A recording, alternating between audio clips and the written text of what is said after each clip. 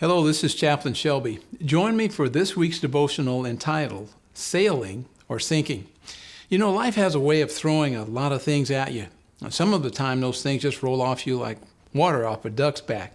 And then there are times when those things thrown at you stick and you just can't seem to shake it off. It's in those times I do a quick self-check, and when I do, I become aware of what may be allowing these things to stick to me. It's almost always related to my prayer life and my work-life balance.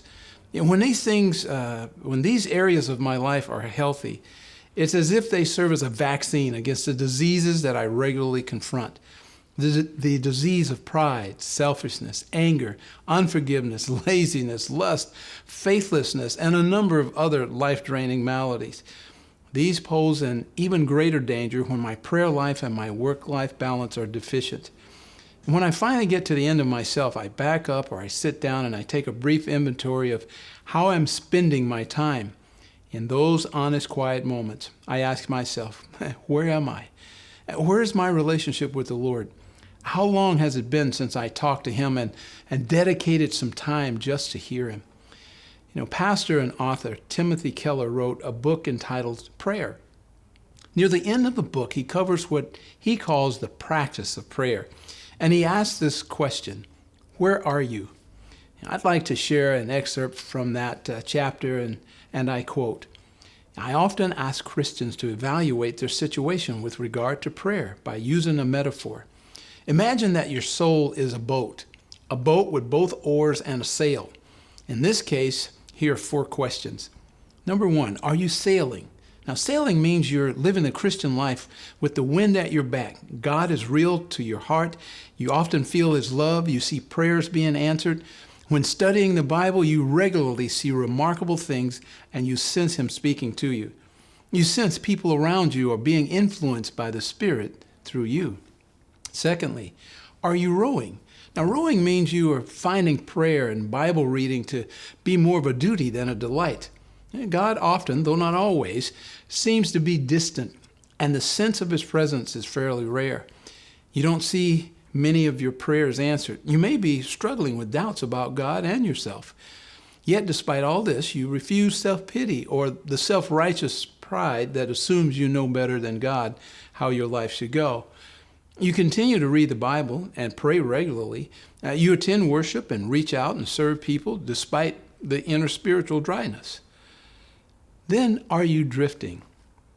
Drifting means that you're experiencing all the conditions of rowing, that spiritual dryness and difficulties in life, but in response, instead of rowing, you're letting yourself drift.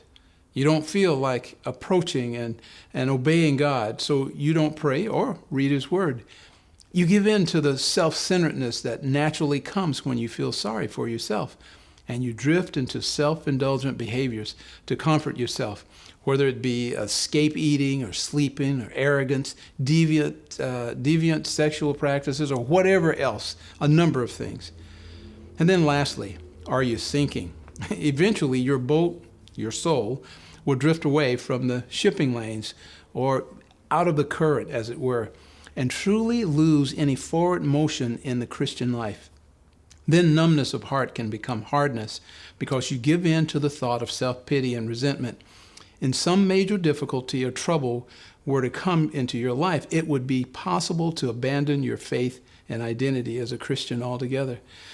In this metaphor, we see that there are some things that we're responsible for, such as using the means of grace, the Bible, prayer, and church participation in a disciplined sort of way.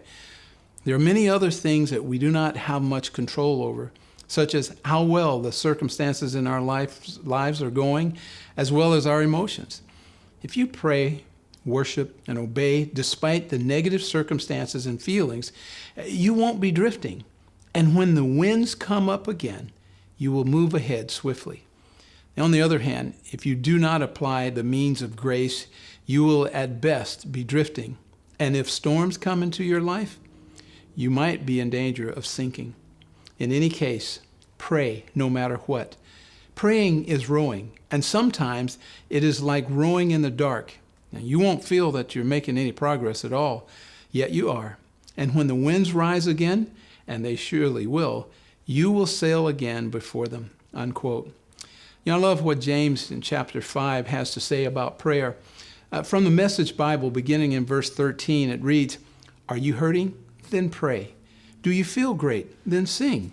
Are you sick? Call the church leaders together to pray and anoint you with oil in the name of the Master. Believing prayer will heal you, and Jesus will put you on your feet.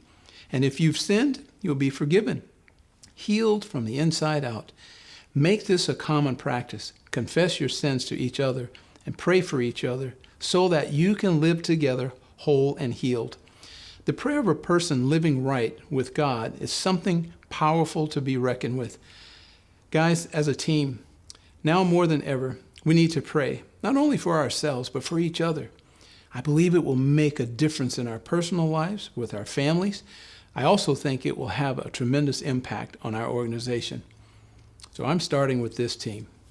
From the heart, this is Chaplain Shelby.